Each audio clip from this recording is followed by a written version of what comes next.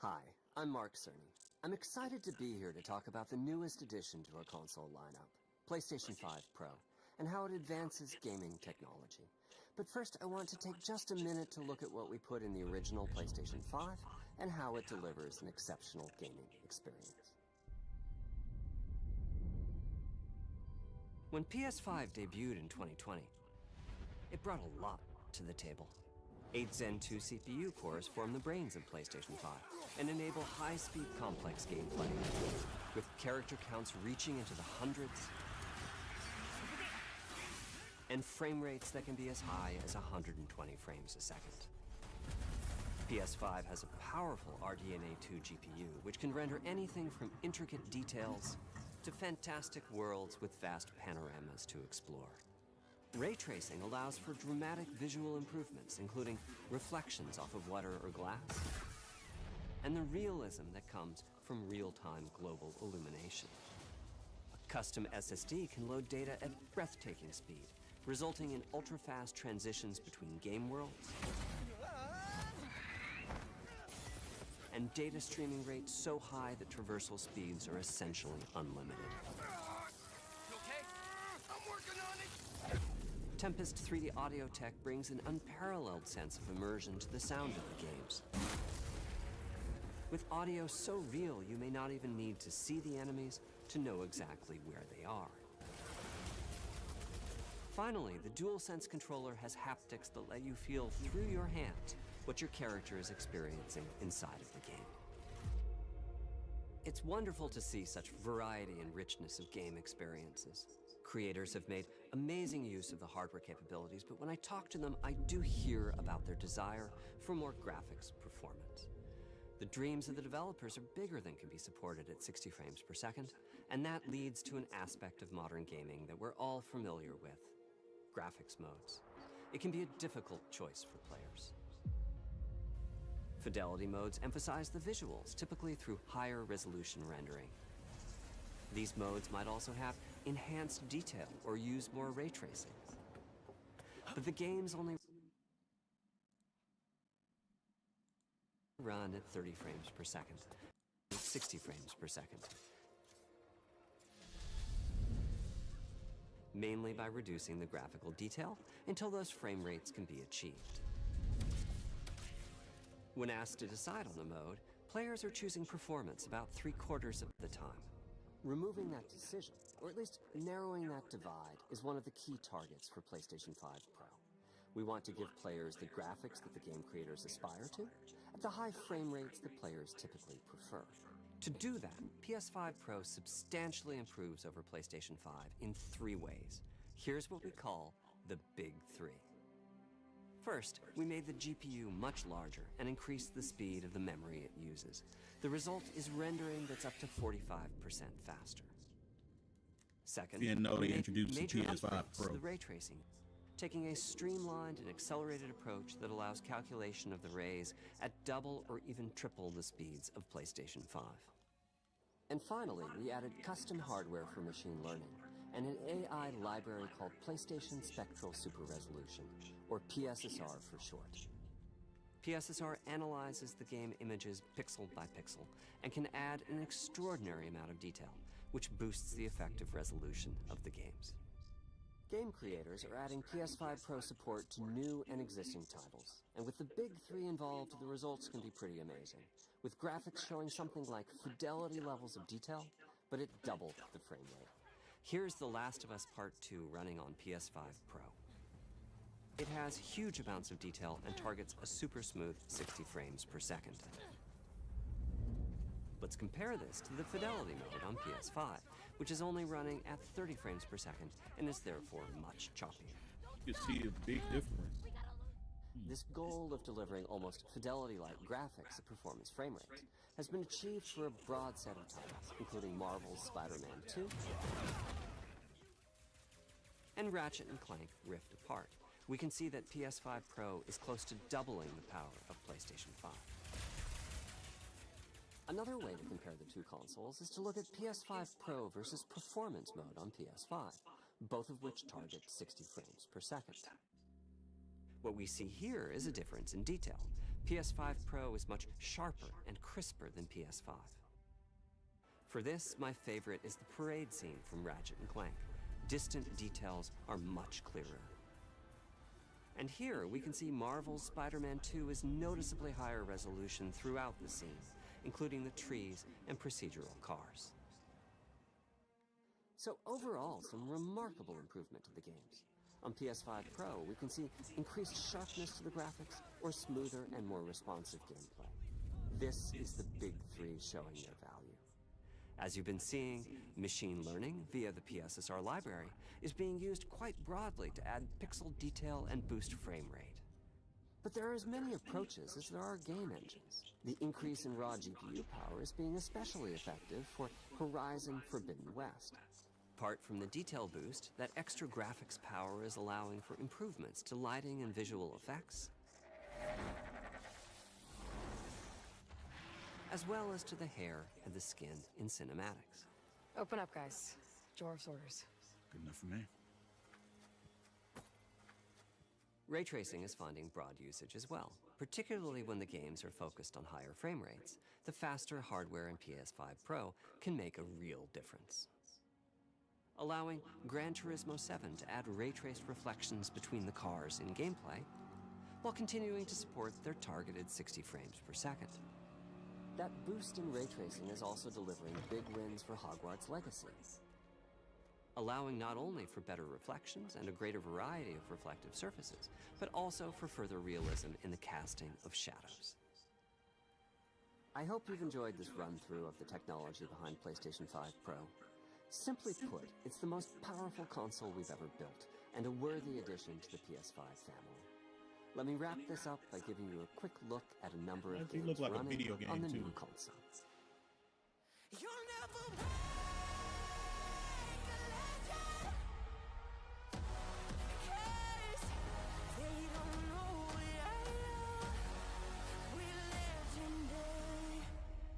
Nice looking. Hopefully it's a little smaller.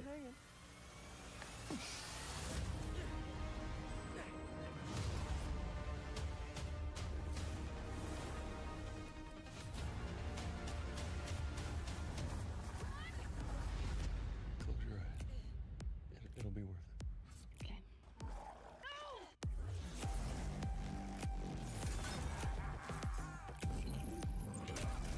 Did I do it? Oh, what is this? What's with all the neon?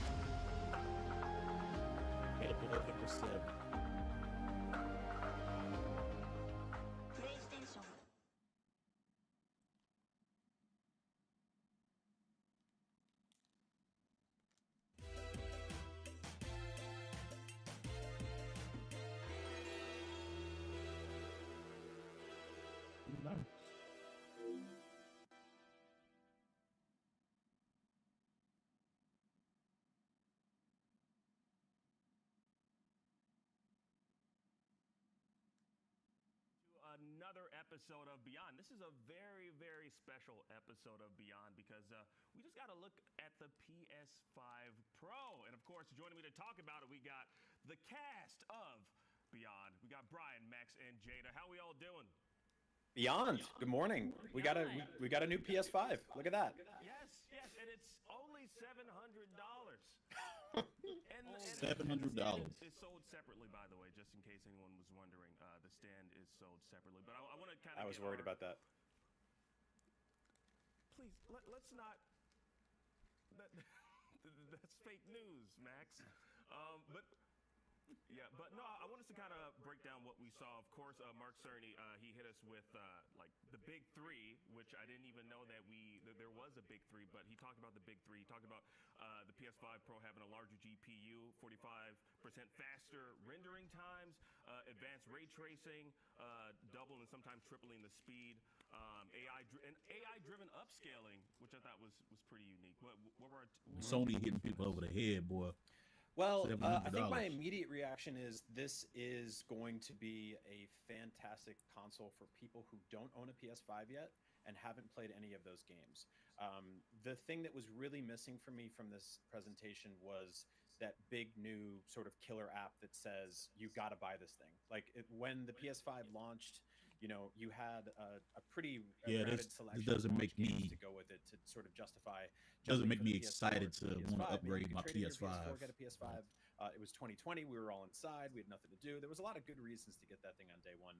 This is a significantly more expensive version of the console than the one I bought in 2020, which was $400 for the digital version, $500 for the disc-based version.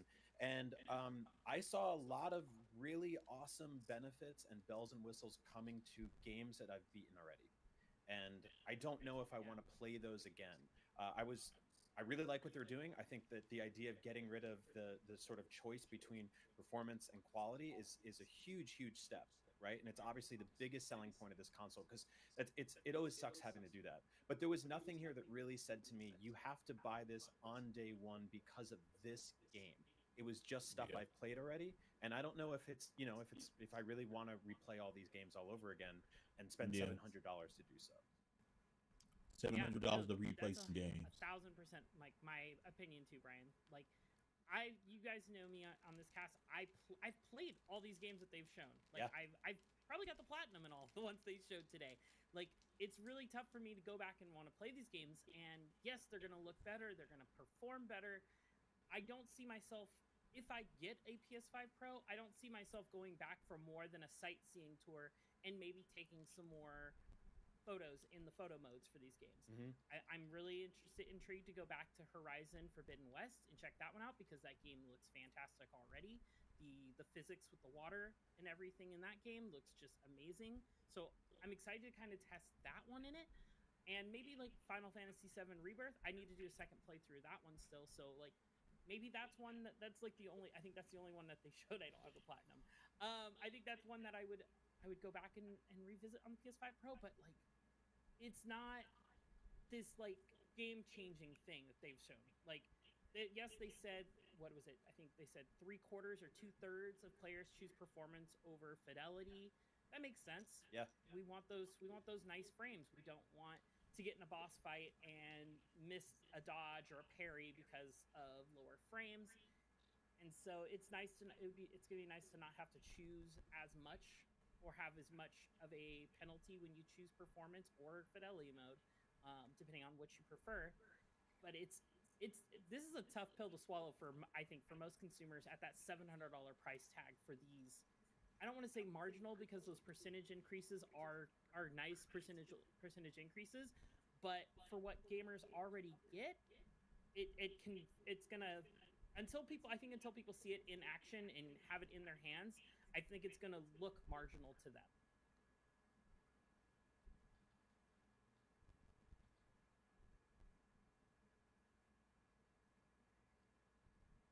Yeah.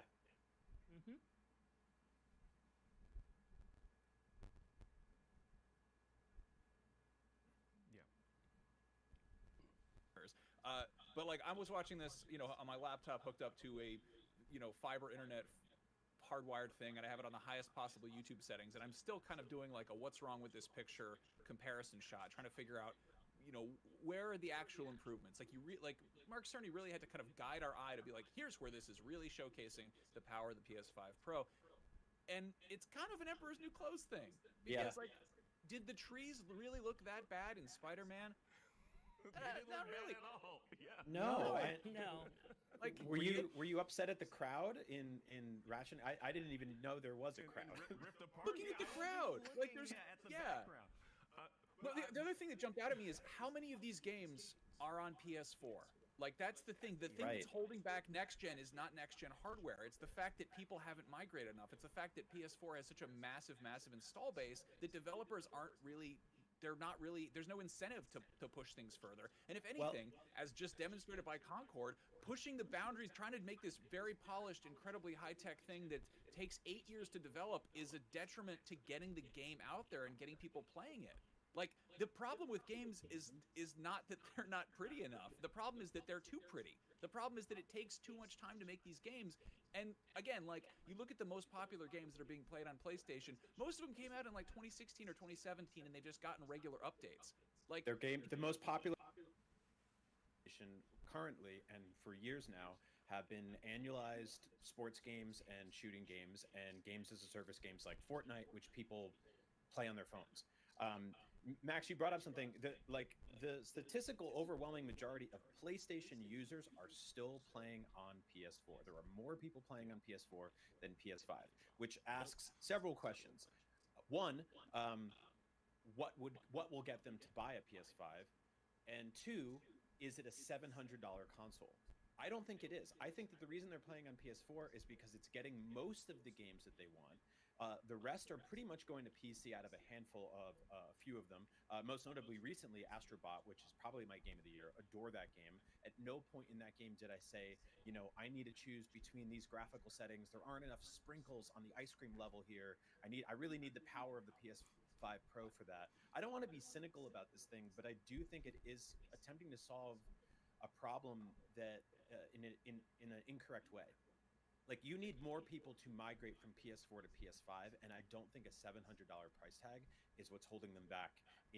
Yeah, that's again, ridiculous. the PS4 Pro, not to just kind of compare these things left and right, but like the PS4 Pro was an answer to a question that people were asking. Like, people were getting 4K TVs at the time, and you still had a console that was outputting 1080p. Right. People wanted higher frame rates. People wanted HDR. That was a literal difference between night and day when you were looking at like the shadows in HDR. They were showing off.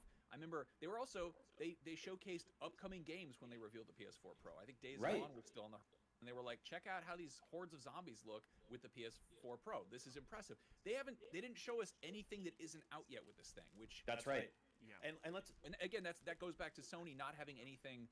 Like, we don't know what's coming out next. Like Wolverine, we haven't seen anything from that. Like, I want to point out a major sticking point here too. The PS4 launched at $399, right? $400 for shorthand. It then dropped by $100 by the time the PS4 Pro came out and launched at $400. So you're looking at a system that when that launched, you had a choice between a $300 entry point into the current generation or $100 more and you got 4K HDR. Right now, we're looking at a situation where the base cost of the PS5 globally has gone up in many territories. It hasn't price dropped. It hasn't gone down. They just raised prices on controllers the other day. They launched the PSVR 2 for $550. So this is now $700, which is $300 more than the PS4 digital that I bought in 2020. That's a huge ask. What made the pill to swallow a little easier for me on the PS4 Pro upgrade was that I traded in my PS4 for a PS4 Pro. I don't remember how much I got for it, but I don't remember spending more than like $150, $200 for it. I think I got a pretty good deal on it because the system had only been 3 years old at the time.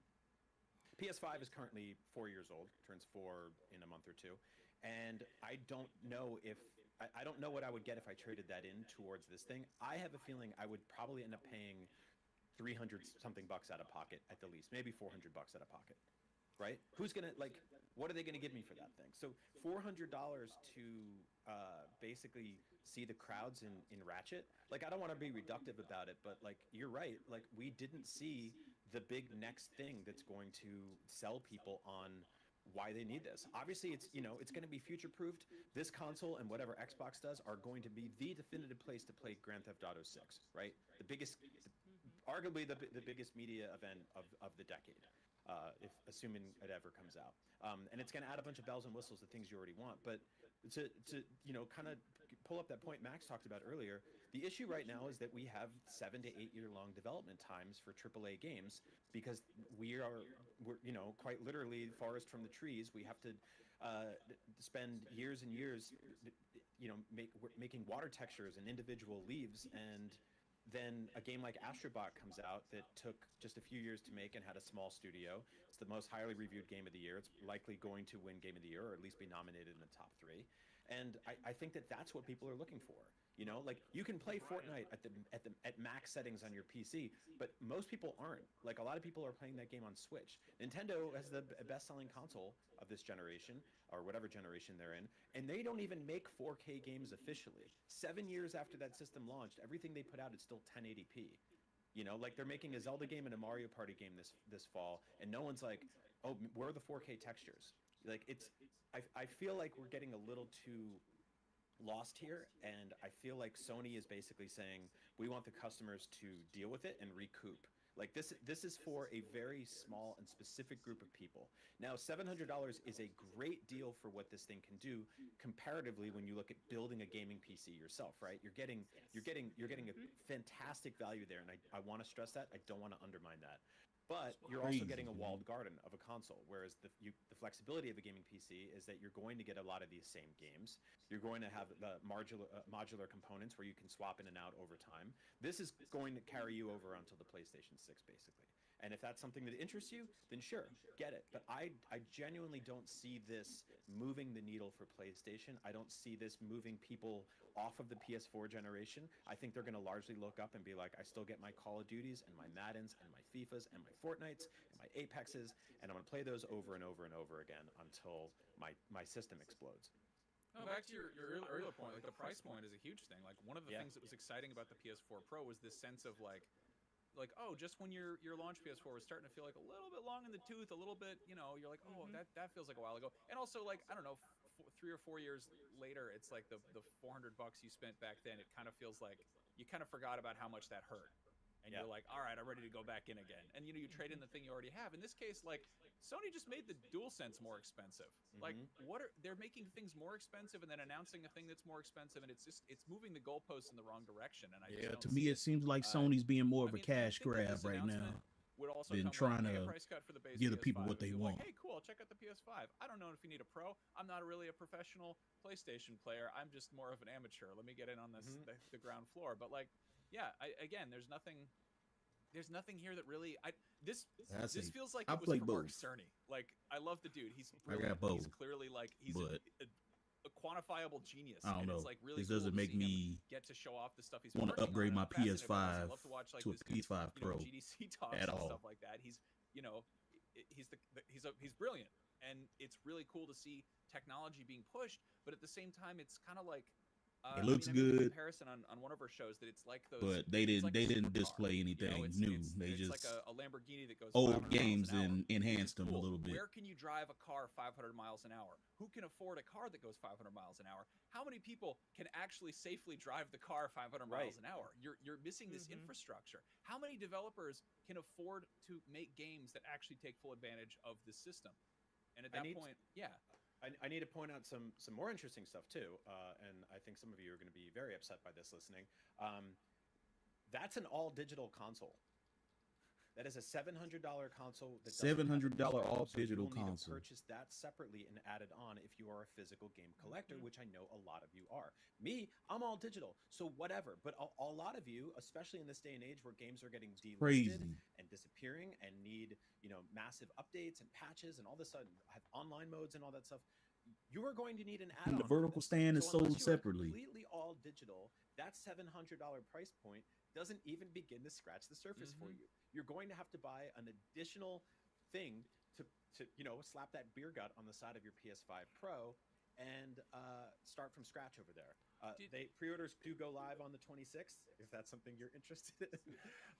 I'm seeing, you know, a couple more details spin out about this thing, but yeah, you're going to need a disk drive for the PS5 Pro. So on top of that $700 in America, and even more elsewhere, you'll need a disk drive. If that's Did they announce the hard $80 drive size? $80 for the slim PS5 disk drive is $80.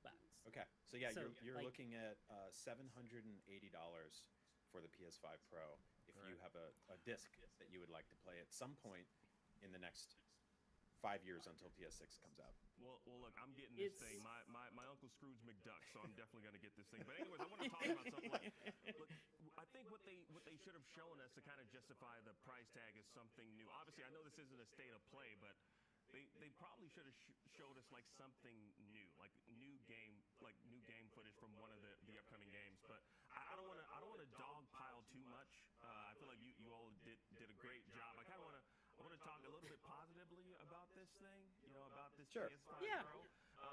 Again, I'm looking at this from the standpoint of like someone who's like super excited for Grand Theft Auto 6, which is coming out next year, and I feel like we're really going to see this thing shine.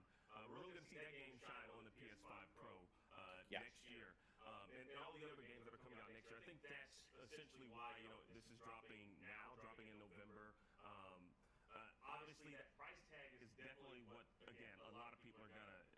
I mean, like $700 is a lot of money, and I mean, like how much did I pay for the PSVR 2? And we see, how happy I am with that piece of hardware. So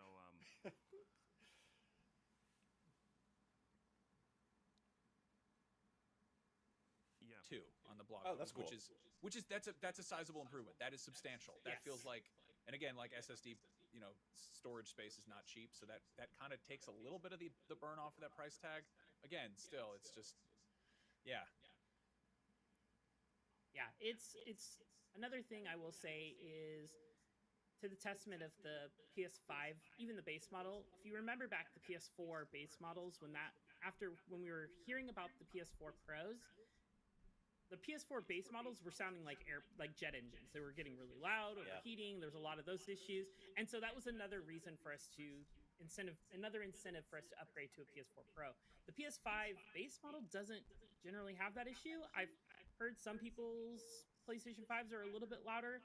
I don't know if the PS5 Pro is going to solve any of that, but that was one of the other things we had last generation's upgrade had for it. This one I don't think needs that type of benefit.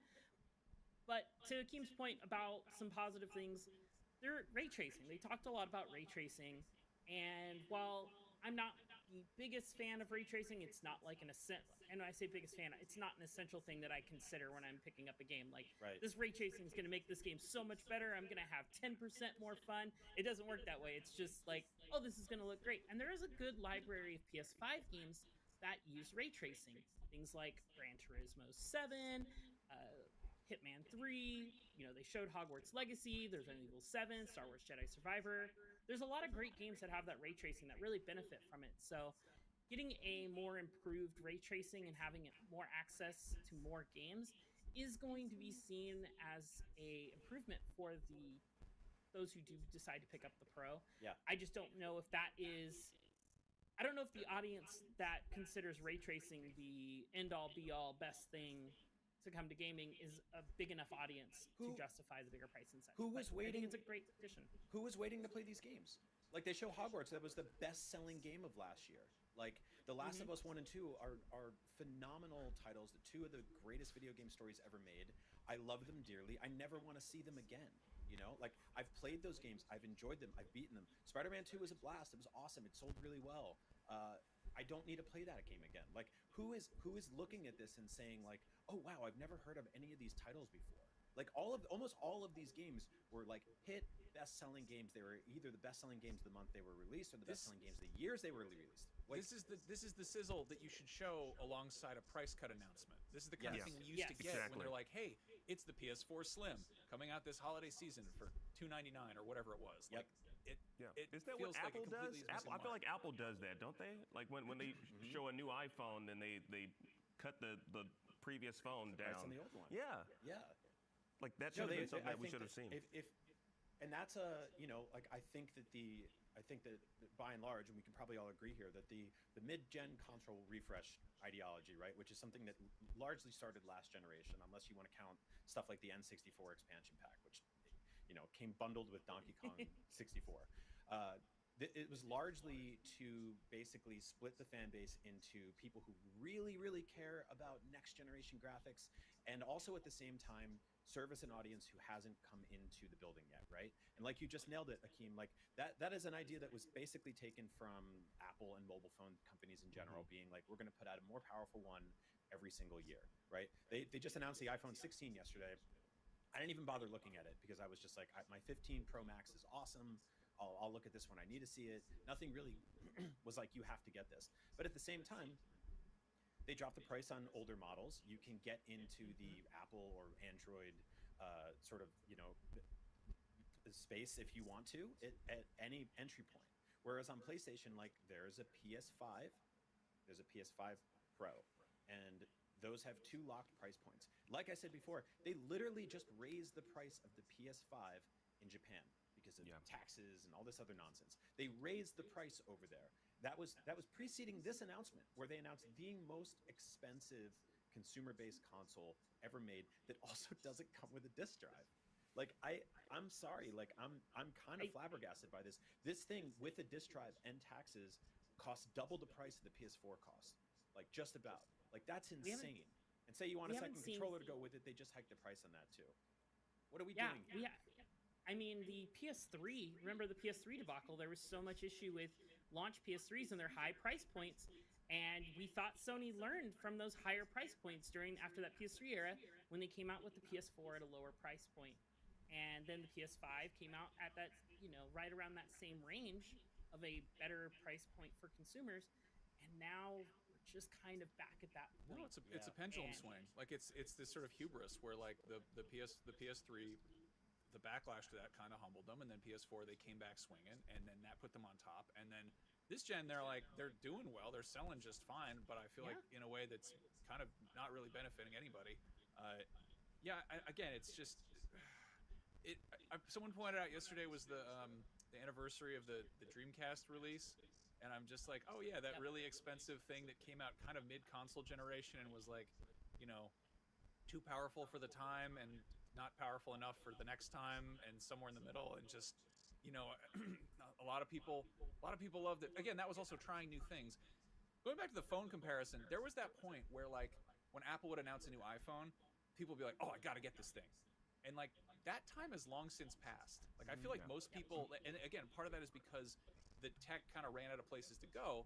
Like you're kind of like, how many more megapixels can you actually add in a way that makes it impressive? How many more features can you add without completely leaving everybody with earlier models behind, but also making something that people want? And like, we're kind of there with that with the consoles too. And it's this whole thing just kind of feels like a monkey wrench, because now like developers are going to be pressured to make their games really sing on the PS5 Pro, which is more time and resources taking away from just making the games. And I don't know who this is for. I don't know who this device is for. Yeah, I mean, I'll be honestly, I definitely want to see the numbers once this hits market to see how many people actually pick this up, because I think we were. Weren't we surprised or shocked by how many like units the was it the PS Portal sold? I mean that did well for What's Sony. up, everybody? We just got That did very well for PS5 Sony. I don't know if we know actual unveiling, numbers, but I think it like exceeded and expectations. we got a right? price That- point I of don't know what $700. expectations were, so Y'all it's let me hard to know say. what y'all. I One do think unit sold. 1 unit sold, and we did it, guys. We sold 5. No, and I think that that's a cool device, and it serves a very specific purpose. It can only do one thing, as the ads say.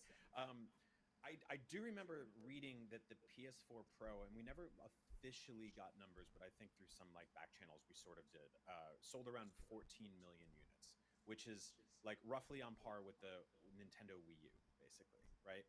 Like it's pretty solid. It's a decent addition to what the base model PS4 bought, but a lot of those people just didn't really migrate. They didn't really migrate, and like they suffered when they tried to play games like Cyberpunk on them at launch, a game that never should have come to last gen. But when a bunch of cross-gen games did launch day and date on PS4 and PS5 at the same time, a lot of them said, oh cool, I don't need to migrate over just yet. Or Sony's new business model, which is, hey, we're not going to just go cross-gen, we're also going to put our games on PC. Now, with a handful of games, right, Final Fantasy VII Rebirth and Astrobot, which is literally built around putting together a launch model PS5, which I guess that'll need a patch now, there's not, and Returnal, obviously, Demon Souls, there's a handful of really awesome games that are locked specifically and exclusively to PS5. What's up, And yes, I everybody? guess We they'll just got benefit the from this, PS5 but unveiling.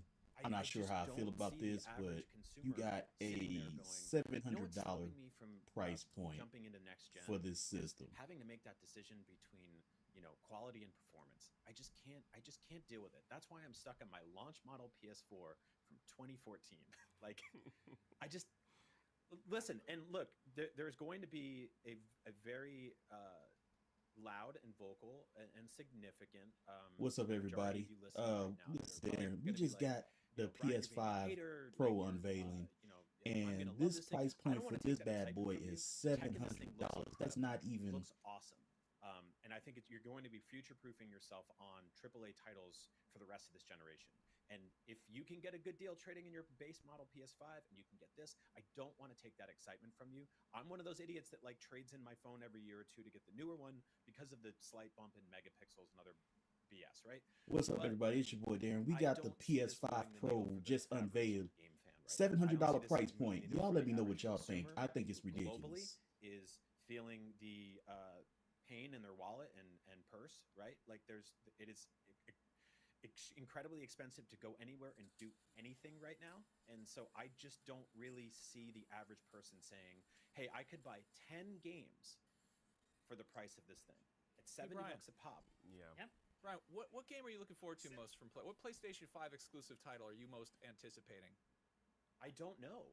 I mean, I just adored Astrobot, and again, like at no point during that game was I like, God, this thing's ugly. No, I mean it's a trick question. Like, what are the PS5 exclusives we know about? I mean, I want a controller with better battery life. We're waiting on Wolverine. We've seen the CG trailer. They haven't shown anything that benefits from this. So Sony's job right now, I mean, their job is to make electronics for a global corporation, but whatever. But they need to come out swinging next year and really justify why this thing exists. Yeah. If we don't see if the stuff if they don't come out with like a library of games that is really taking advantage of a $700 console, what are we doing? What are we doing here? Why would again, Sony at its core is a electronics company. Their goal is to make electronics. They make consumer electronics. They've been making stereo systems and Walkmans and rice cookers since the end of World War II. Like, they've been around for a while. That's their entire MO. Meanwhile, you look at Microsoft. They are a software company. They make software. They make operating systems. You look at Nintendo. They're a toy company. They're a game company. And you see these corporations kind of lean in those various directions, and they have these habits. And in this case, it just really feels like, this is a high-end stereo component, but like it's not. There's the scene in Boogie Nights where Don Cheadle is working at the hi-fi stereo and he's trying to sell people on why they really need like a new hi-fi system with the subwoofer that makes you want to freaky deaky.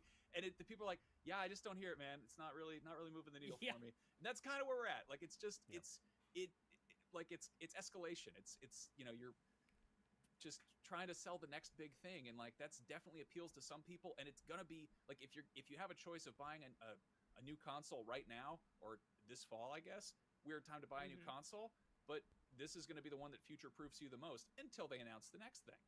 Right. Yeah. I mean, how many of the games that we saw today are currently on PC?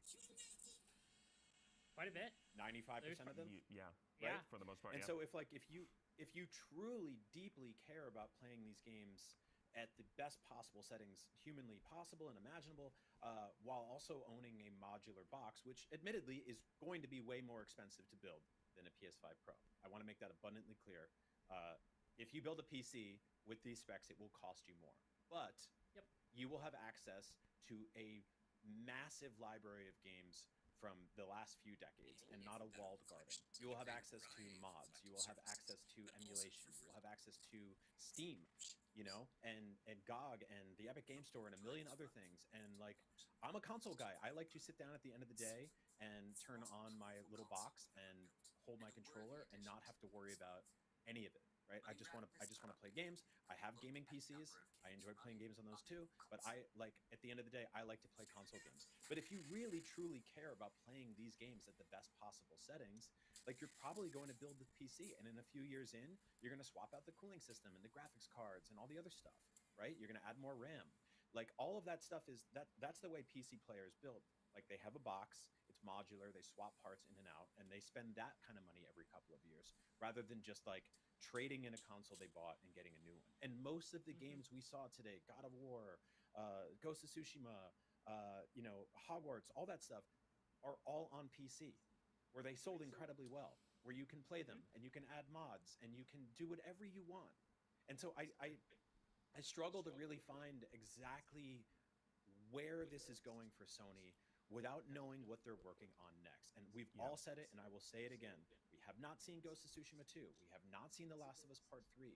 We don't know what Santa Monica's working on after God of War Ragnarok released. We know Wolverine's coming, right? But like we haven't seen it in ages outside of leaks. Yeah.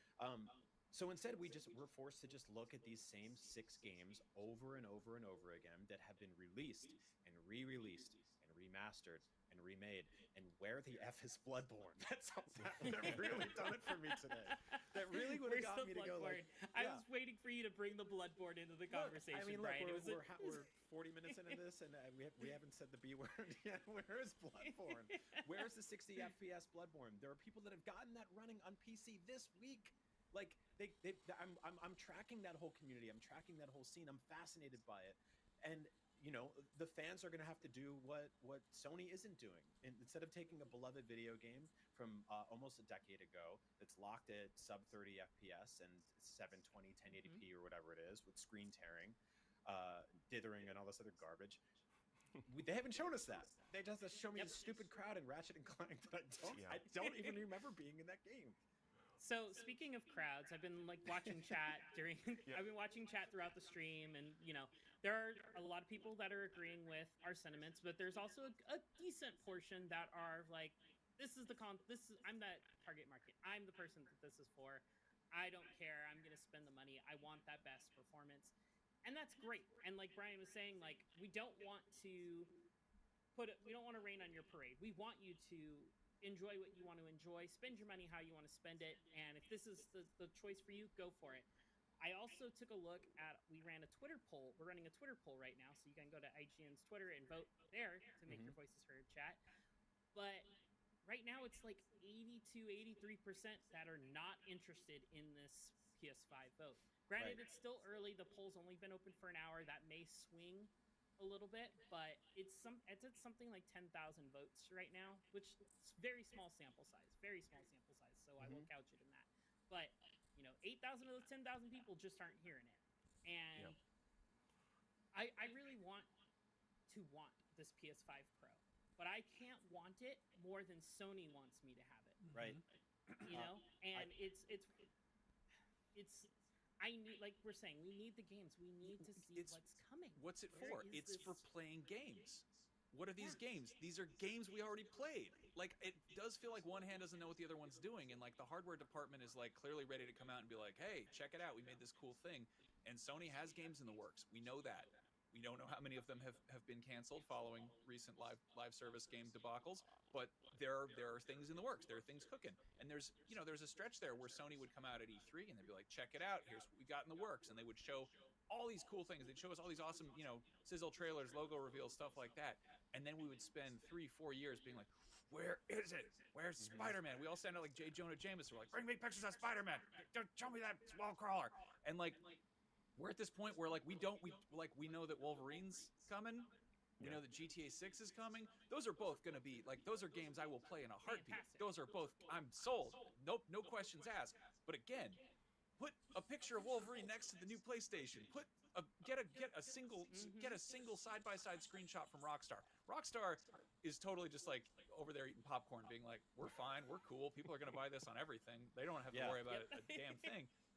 But it would be nice if, I don't know, somebody drove a dump truck up to money at somebody else's house and got some studios on board, got something to be excited about. Because right now it's when you're like, check out what Hogwarts Legacy looks like. Okay, and that's on Switch, dude. Yeah. Borderlands 3, they're showing like Borderlands 3. It's like these games aren't. I don't even think they chose the best like technical marvels to show this off. I don't remember. I might have missed it, but I don't remember seeing any GT7, one of their like most graphically impressive games on the PS5, that would have sung with showing some of this ray tracing stuff. They showed some Gran Turismo 7 in there. Did they show some? Yeah. Did they show some GT7? I just missed it. Okay. Again, GT7. They showed it's on Star PS4. Wars Jedi Survivor. And Max, Star Wars to your Jedi point, Survivor is coming to PS4. Like it just got it's getting a last gen port, and the issues with that game weren't ray tracing. It was that it was sort of a technical mess at launch, and they spent some time fixing it and cleaning it up. But like that wasn't the issue. Star Wars Outlaws, which is a game I love, right? It's I had to choose between performance and graphics on that game too. That game's getting patched because the stealth sequences in the beginning are too tough. Like it's like pass fail. Like Yeah. they're too binary. Exactly. Not like too tough, but they're too binary, and that's just an issue. This won't fix that. I want to point out, IGN just tweeted this out. They said the PS5 Pro is quite a bit more expensive in the UK than it is in the US. So for $700 in the US, that is a conversion rate of $914.35 in the UK. And again, no disk drive. So with a disk drive, you're looking at $1,000. And I know that in the UK, they save a lot of money by not seasoning their food ever. And that's okay. You guys save hundreds of dollars a year by not buying paprika or garlic powder, salt, black pepper, all those things. But still, that's a lot of money, and I feel for you guys. Yeah, so we're fortunate enough to be doing this live right now. So we have chat going, and like Jada said, there are a lot of people that are sharing our sentiments. We're just being we're being I wouldn't say hypercritical of it, because I'm looking at these comments, and there's one commenter here.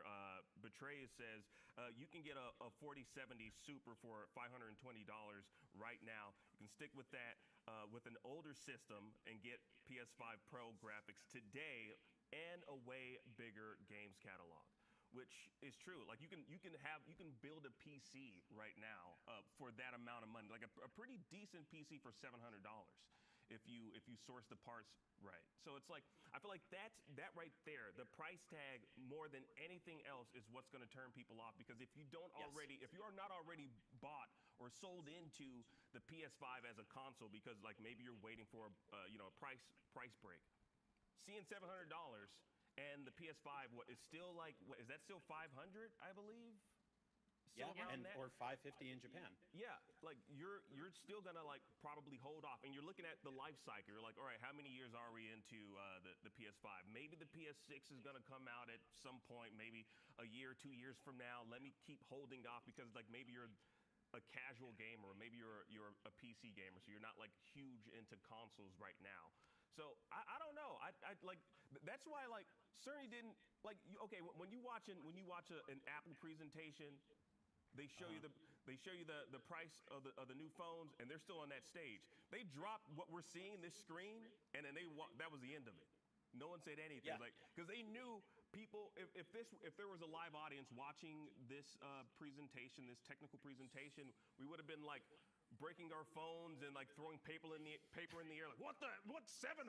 We would have been so upset seeing that in a crowd. Can we show that promotional image again? Because I just want to point out, they did it. They hid it so you don't see that there's no disk drive, which again you'll need separately. And the vertical stand, it's standing up in this picture. If you don't buy that thing, it's just going to be sleeping on its side. It'll still stand without the stand, though, right? It can still stand. But again, like, okay, let's talk about the PSVR 2 real quick, which I know Sony hasn't done in 2 years. The PSVR 2 launched at $550, which is incredibly expensive for a virtual reality hat, but comparatively to the power and the tech you would get in competing devices, a good deal.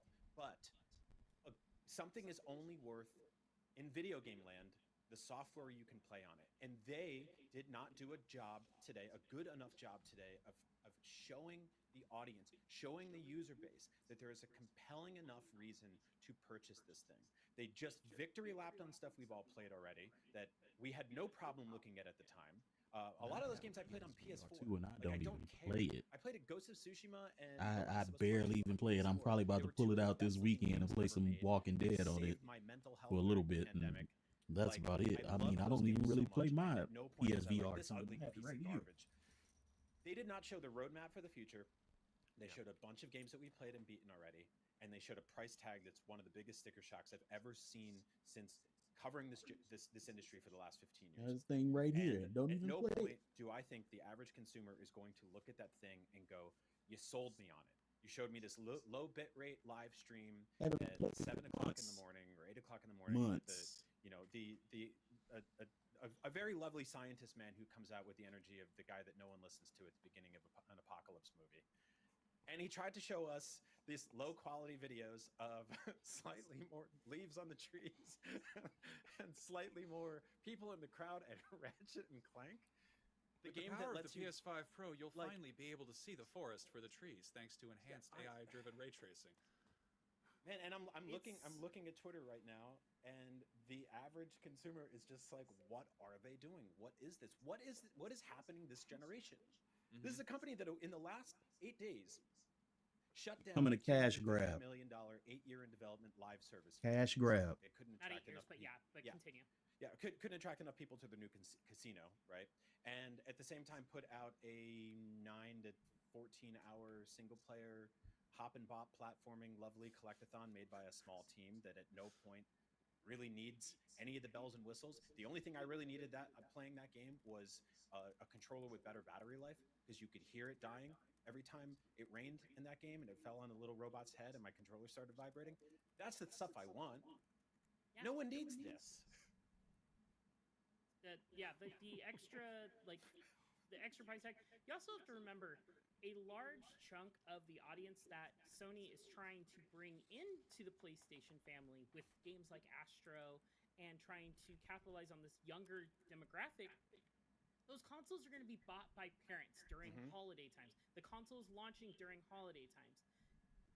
The parents that are informed and know about the differences between the PS5 and PS5 Pro, they're already going to have a PlayStation in the household. Yes. They may be the ones that are well off and can afford to go ahead and just buy an additional console for the house. They're going to do that. They're going to be like, cool, I'll get the PS5 Pro and I'll give the regular PS5 to my child. Yeah. However, the ones that are the kids that are coming of age and their parents are like, I'm going to get my kid a PS5 this year. They've been great in school. They've been doing everything they need to do. I'm going to get them a PS5. They're going to go to the store and they're going to be like, do I get a regular PS5 or do I get a PS5 Pro? What's the difference? It's like, oh, this one looks a little bit better. Is that worth the extra $200-300 that is going to that parent? If I picked up my kid from first grade today and the teacher said, your kid is so good, she's like Matilda levels of reading, we want to jump her straight to college, I would be undeniably prouder of her than I've ever been of anyone in my entire life, and I still wouldn't spend $700 on buying her a video game system. Because I'm a parent, and that's a lot of money, and there's a lot of things you can get with that. And to your point, Jada, what they should be doing this fall is launching a $350 bundle that comes with the launch model PS5 and Astrobot. So you can put it underneath your Christmas tree, right? So you can get it for your kids for the holidays. It's why Nintendo every single year goes, here's the Switch with Mario Kart again and again and again, and it just becomes the best-selling console all the time. Like, get people in like that. Get people into the entry point. Make them PlayStation fans for life. $700 is how you keep people from being $700 PlayStation fans forever, right? They're going to stay outside of that wall forever. They're not going to come in. You need to get new people in. You need to get new generations in. You're going to have what's funny is on the press release for this, they say it includes a copy of Astro's Playroom. Oh, come on. Most people don't even know that's on their system. You can just if you charge people $700 for a console, maybe just include the thing you just put out. Just put the new one on there. That would be just again, like, I want that game to sell. I want people to go out and buy it. But also, if you're going to charge, I feel like that's got to be something you could maybe just drag and drop it on there. Be like, oh, and play the brand new Astro game. It comes preloaded on this new system. Just not the one that came out 4 years ago. Yeah. It's crazy. And I know, like, I don't think PlayStation generally does bundles when they launch a refresh, like an actual refresh console. I don't remember them doing bundles with the PS4 Pro or the PS3 Slim / PS3 Pro that they did. But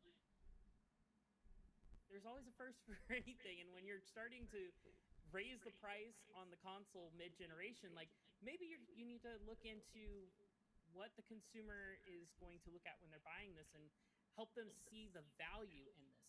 Because looking at a box and seeing a bunch of numbers and like abilities that this console can do isn't for those that are financially concerned about spending this amount of money, that is not a benefit to them. The benefit is, what all can I get for this $700? Yep. Oh, cool. I get a game with it. Oh, cool. It comes with a second controller. Oh, cool. It comes with a headset. I'm not saying for Sony to include all of those things, but one of those things, pick one, Sony, And I think this becomes a much easier pill to swallow for those fans that are on the fence about spending this exorbitant amount of money on a console. Yes. You know what? Now, Yes. now that we know what the PS5 Pro looks like, I'm Still kind of mad about the price some DLC and not showing of nothing. it for Astrobot. Like we can make that spaceship look like the PS. I want those stripes on the sides. I would I mean, hope, there's I a would part hope of that that it game. would recognize which console you're playing on, and it Yeah. would just automatically update. I would hope that Huh. would be the case, but I don't think that is going to be the thing. I mean, the whole no spoilers, but like there's an entire sequence towards the end where you and all the bots you collected are on the top of a PS5, and they'd be all tripping over the grooves in there and all that. You know, like it's messing with the level design, Brian. which It's gonna mess look, with the level design. if we were to write a top 100 list, which we're very prone to do at IGN, of why this PS5 Pro is a bad idea, the bots tripping over the grooves in Astros is pretty low, right? Well, But You know still, what? They we were talking about this before. There was the leaked image someone put out that had three stripes on it, and like the actual thing you could see it has three little vents, and we were going back and forth of like, can they legally have three stripes on it without Adidas suing them?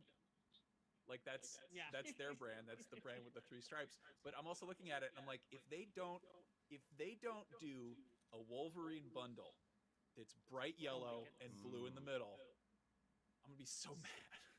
great news, they won't. It They looks won't. like Wolverine just went and scratched the thing up. It's got stripes on the side of it, like Wolverine. Just what? I don't know. You This is already the know. point. You This already is know actually the a third point. party's They've going to already do that though. Like I mean, you can just, I'm assuming those plates can pop off just like the original PS5. The so. slim. Yeah, I mean maybe that's the play. That's the play, guys. You want your console to look like Wolverine. You're gonna have to spend $700 so you can get the Wolverine special faceplates that blend perfectly into the little stripes. I on like the how side. sometimes we come out here, we're like, here's some valid criticism and feedback, and other times we just shout stuff a third grader would say in 1996. Who just why doesn't it look like Wolverine? I want to see what it looks like side by side with the base model, because we got that little unofficial slim version. They shrunk it down a tiny bit, and then now it's bigger again. And I'm like, how like what does this look like? what is the size of this thing? One of you brought up the PS3 price reveal, $599 US. That was, I mean, one of the earliest like internet video game memes I remember just blowing up. It's been a long time since I think I've witnessed a moment like that happening again in this industry, and today was it. I think that this was there, and it's, you know, we get it. We get it every couple of years. We get that cocky Sony comes back, right? The PS4 generation historically was defined at E3 when, they in contrast to what Xbox had shown with Don Matrick, and they always live streaming. games locked to a blah blah. You can't give somebody else. I'm about to be done though. What looked, a very crude shot on a phone example of here's how you share games on PS4, right? And it was handing a game to another person, then you go thanks, right? They won E3 that year. They won the generation because of it, and because of winning that generation, where people built up digital libraries for the first time, you could probably argue that carried them into this generation as well, right? A series of baffling, decisions across the board on the other companies have led to other places where we are right now.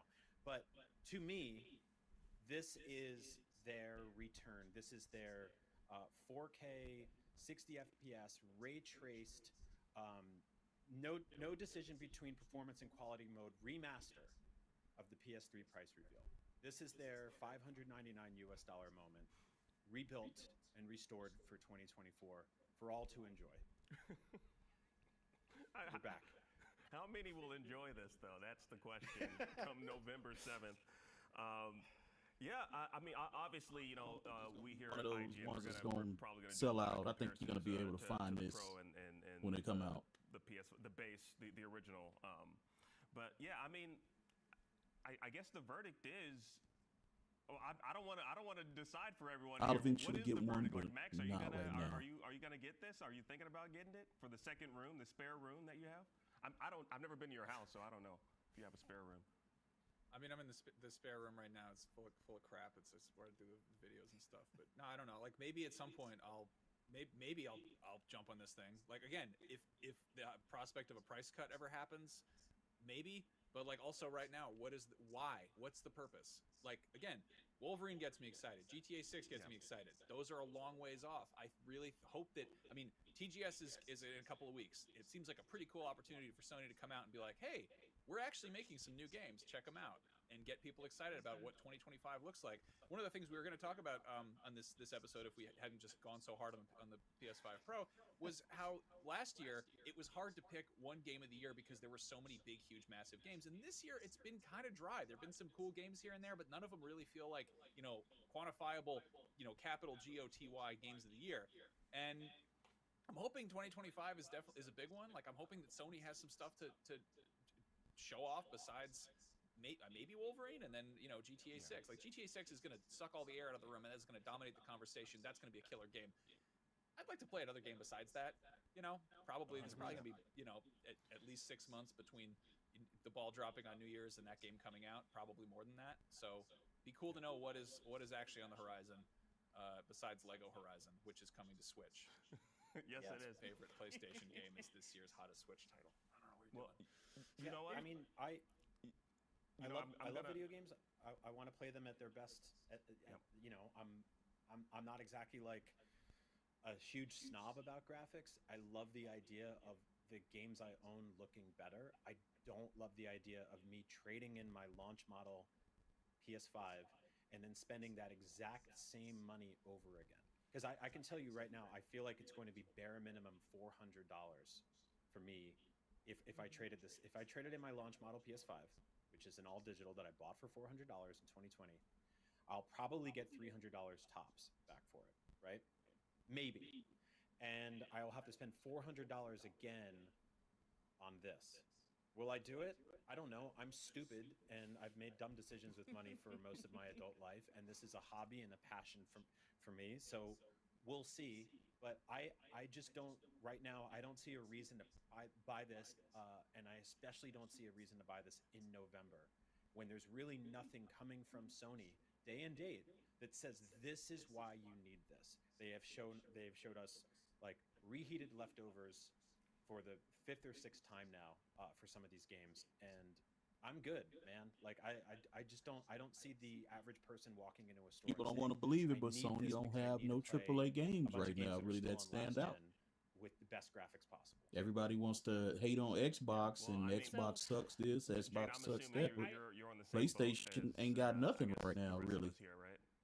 They ain't got nothing. Yes and no. And I play both, so I don't discriminate on neither one of them. And like I am against this price point. I'm against a lot of the things, but for me, because a lot of my job personally deals with playing games for work and sometimes capturing stuff for work, being able to capture it in the best way, shape, and form, I can justify it as some sort of a work expense for me type of thing, to where I may be able to, like, that's my justification for it.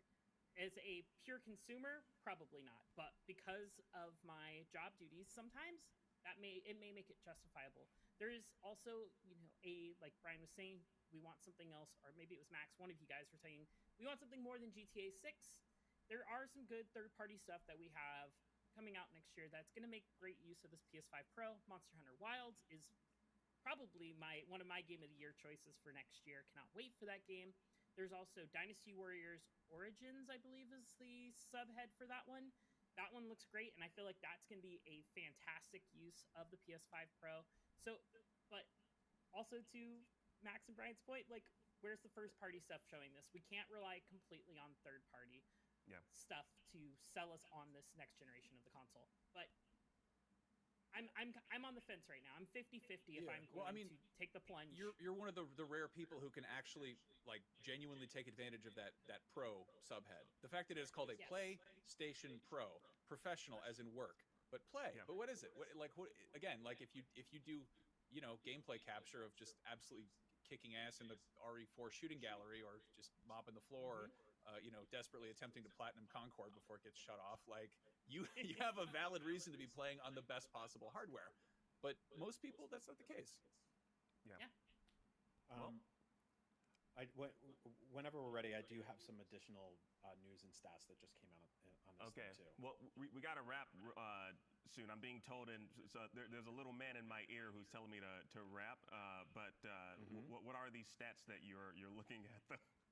Real quick, Wario 64 via CNET, paraphrasing, PlayStation Spectral Super Resolution will work on PSVR 2. 40 to 50 games with PS5 Pro upgrades at launch, focusing on 4K 60 FPS. And 25% of PS5 owners own 120 FPS capable TVs. Around 1 in 10 players have variable refresh rate TVs. So not even many people have TVs that will truly take advantage of this tech. So there's, I don't think we're there One yet. of it if you don't have the I equipment. think the price for it. sucks. I mean, even with like the PS5, going up to 8K, how many people have 8K televisions? We've talked about this before. I mean, I know one guy in LA that has an 8K television, and he never invites me over. Has he played The Last of Us? I don't know what he plays. Like I said, he never invites me over, so I don't even think the television exists in his house. But Max, Brian, Jade, I want to thank you all so much for joining me on this very special episode of Beyond. I think we covered a lot, and by a lot, I mean one topic, which I think was pretty awesome. So, yeah. So thank you all so thank you all so much for watching this episode of Beyond, and we will catch you all in the next one. Beyond. Beyond. Love you all. PS5 Pro, $750. What, $700? That's just the PS5 Pro, not even including the disk drive. So, if you want a PS5 Pro, you're gonna be spending $708, $800 basically. So, if you want it, go ahead and get it. November 7th. Pre-orders take place September 26th.